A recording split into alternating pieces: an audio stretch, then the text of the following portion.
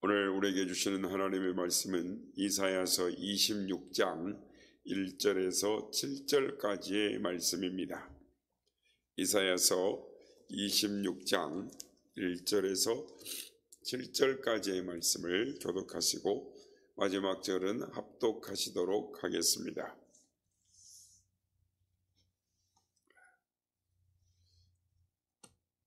그날에 유다 땅에서 이 노래를 부르리라.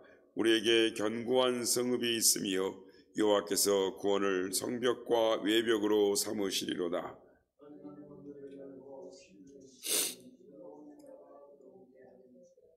주께서 심지가 견고한 자를 평강하고 평강하도록 지키시리니 이는 그가 주를 신뢰함이니이다.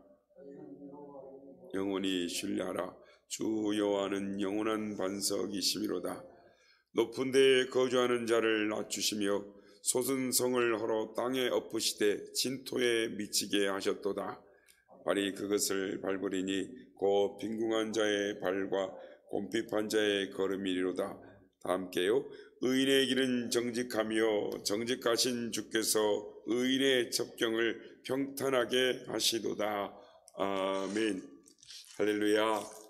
오늘도 우리 예배 가운데 함께 하신 주님을 찬양합니다. 그리고 새벽을 깨워 기도의 향연으로 나오신 모든 성도님들께 하나님의 은혜와 평강이 함께 하시기를 기원드립니다. 오늘 본문 이 4절에 보면 너희는 여호와를 영원히 의뢰하며 주 여호와는 영원한 반석이시미로다 라고 합니다. 여기 반석을 말할 때는 어떤 반석을 말하냐면 이 광야에 가다 보면 이렇게 좀 솟아오른, 이렇게 좀 솟아올라서 그늘도 지고 또 피할 수 있는 그런 광야에 있는 반석을 말하는 것입니다. 그러니까 우리가 생각하는 이렇게 계곡에 있는 길가에 우리나라처럼 이런 반석이 아니라 광야에 이렇게 우뚝 솟은 이런 이 든든한 반석을 말합니다. 그래서 이 반석은 이 광야에 있는 반석은 여행하는 사람들에게 큰 도움을 주는 것입니다. 그래서 갑자기 들짐승들이 나타났을 때 그 반석 위에 피하거나 또는 이 햇빛이 있을 때 그늘이 진 지역에 좀 쉬운을 할 수도 있고 또 저녁에 노곤한 몸을 기댈 수 있는 그런 좀 동굴같이 든든한 반석, 안전한 쉼터 같은 것을 이 성경은 반석이다라고 말을 하는 것입니다. 그래서 이 성경에서 하나님은 반석이시로다라는 표현은 이 하나님을 신뢰하는 자에게는 하나님은 안식처요, 쉼터요, 이 견고한 이 보호자 같은 곳이다라는 것입니다. 그래서 피난처가 되어준다라는 의미로서 여호와는 반석이시로다라고 말씀하는 것입니다. 그래서 성경은 예수님을 가리켜 신령한 반석이로다라고 합니다. 그래서 세상 모든 것은 변하고 썩고 없어지지만 우리의 주님은 반석처럼 영원히 이 반석으로 변하지 않는 그런 견고한 바위 같은 주님이시다. 그래서 영원한 반석 되시는 성부 하나님, 성자 하나님, 성령 하나님을 의지하는 자는 무슨 일을 하든지 흔들리지 않는 견고한 신앙의 사람이 되는데 그것은 반석 되신 예수님께서 붙들어 주시고 도와주시기 때문이다라는 것입니다. 노아와 그의 가족들이 홍수 심판에서 구원함을 받은 것도 영원한 반석이신 하나님을 경외하는 신앙이 있었기 때문인 것입니다. 출애굽한 신앙의 1세대 여호수아 갈렙이 하나님을 신뢰하는 믿음이 있었기 때문에 광야 가나안 땅으로 들어갈 수가 있었고 욥이 불시험을 이길 수 있는 것, 마침내 승리하게 된 것도 반석이신 하나님을 믿고 신뢰했기 때문인 것입니다. 다윗이 사망의 음침한 골짜기를 두려워하지 않으면서 인생에 승리한 것도 하나님을 신뢰하는 견고한 믿음 때문이었다라는 것입니다. 또한 스데반 집사가 순교할 때 그 얼굴이 천사의 얼굴처럼 변한 것, 초대교회 성도들이 기쁨으로 순교자가 된 것도 주님을 신뢰하는 견고한 신앙 때문이었다라는 것입니다. 오늘 이 시간에는 이 심지가 견고한 신앙의 사람이란 무엇인가, 어떤 사람인가를 우리가 오늘 본문에서 한 가지를 생각하며 은혜를 나누고자 하는 것입니다. 여러분, 심지가 견고한 신앙의 사람은 신앙의 기초가 견고한 사람인 것입니다. 오늘 보면 3절에 보면 주께서 심지가 견고한 자를 평강의 평강으로 지키시리니 이는 그가 주를 의뢰함이니이다 라고 말씀합니다. 그러니까 심지가 견고한 자가 이 평강의 평강으로 가는 것은 무슨 말이냐?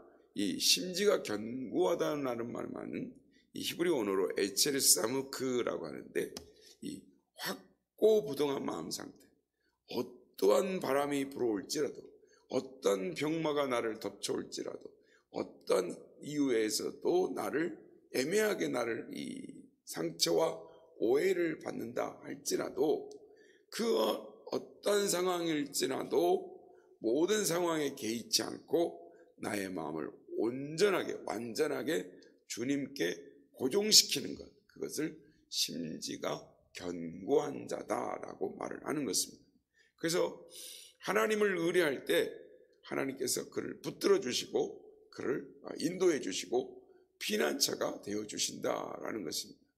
그런데 예나 지금이나 신앙인 가운데 이 심지가 매우 약한 사람들이 있습니다. 그런 사람들은 하나님의 은혜를 놀라운 그 체험을 하고도 이 감사하고 찬양하다가도 환난과 시련을 만나게 되면 금세 불평과 원망으로 바뀌어버리는 것입니다. 교회에 나오다가 조금만 상황이 달라지면 중단하고, 기도하다가 응답이 안 되면 기도를 쉬어버리고, 조금만 달라지다 교회 봉사하다가 그것을 중단하고, 이 상황에 따라서 그냥 왔다 갔다 기복이 심한 것입니다. 그러나 하나님은 비가 오나 누지 오나 굳어진 심령, 꾸준하게 자신의 신앙을 지키며 하나님을 의뢰하는 자를 기뻐하시고 또 복을 주시고 은혜를 주시는 것입니다. 예를 들면 이 다니엘은 뜻을 정한 후에 그 뜻이 어떤 상황 가운데서도 변하지 아니하고 바뀌지 않았다. 그런 견고가 심지가 견고한 사람이었다.